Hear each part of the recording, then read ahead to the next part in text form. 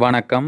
நாம் இன்னைக்கு 6ஆம் வகுப்பு புதிய புத்தகம் தொகுதி 3 குடிமையியல் பாடத்தில் உள்ள பாக்ஸஸில் கொடுத்துருக்கக்கூடிய, அதாவது உங்களுக்கு தெரியுமா அப்படின்னு சொல்லி பாக்ஸஸில் கொடுத்துருக்கக்கூடிய செய்திகளை மட்டும் பார்க்க போகிறோம்.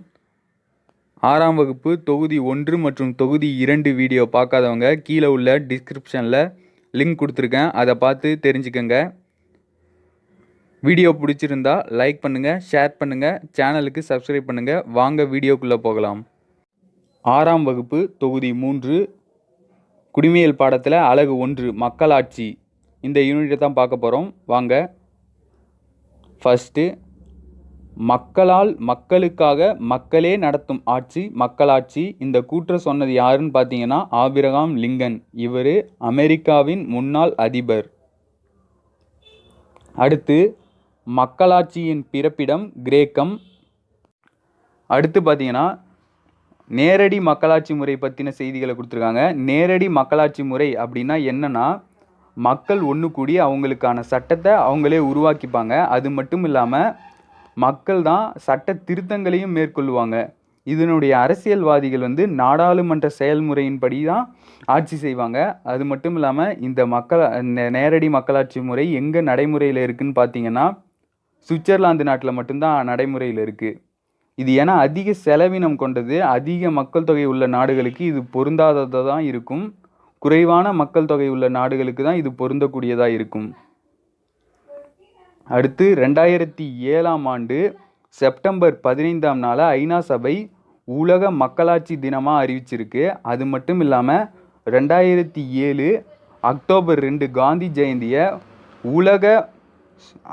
உலக அகிம்சை தினமாக அறிவிச்சிருக்கும்.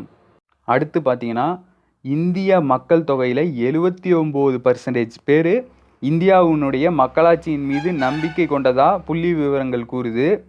இது உலகளாவிய பட்டியலில் இது நம்பர் 1.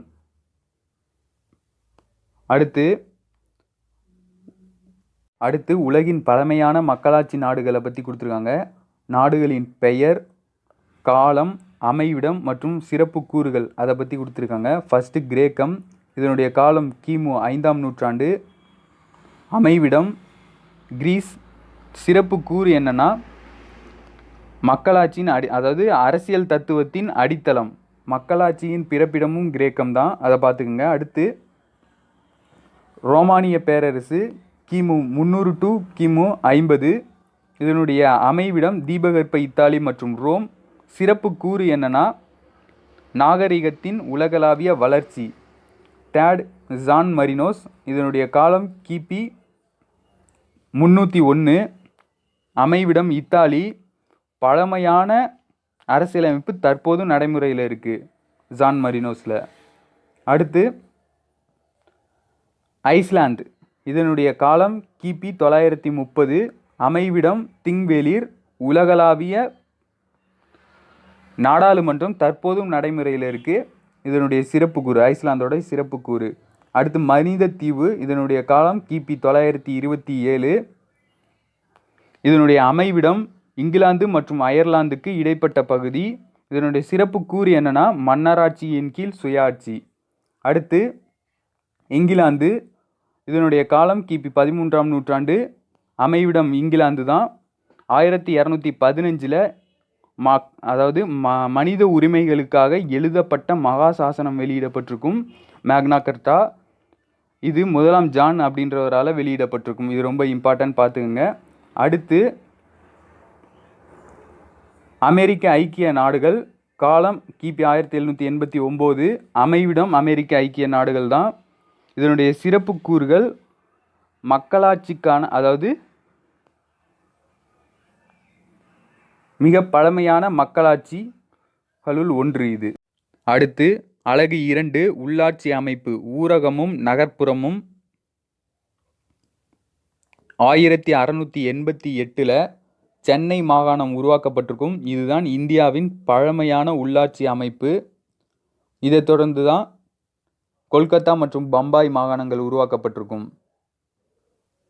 அடுத்து தமிழ்நாட்டில் முதல் நகராட்சி எதுன்னு பார்த்தீங்கன்னா வேலூர் மாவட்டத்தில் இருக்கிற வாலஜாப்பேட்டை தான் முதல் நகராட்சி.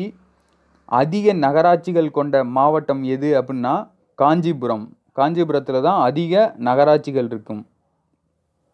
அடுத்து ஊராட்சி ஒன்றியங்கள். விழுப்புரம் மாவட்டத்தில் 22 ஊராட்சி ஒன்றியங்கள் இருக்குது. இதுதான் மிக அதிகம். இதைத் தொடர்ந்து பெரம்பலூர் மற்றும் நீலகிரி இது ரெண்டுத்திலையும் தலா 4 ஊராட்சி ஒன்றியங்கள் இருக்குது. இது குறைவான ஊராட்சி ஒன்றியங்கள் கொண்ட மாவட்டங்கள். அடுத்து தேசிய ஊராட்சி தினம் ஏப்ரல் 24.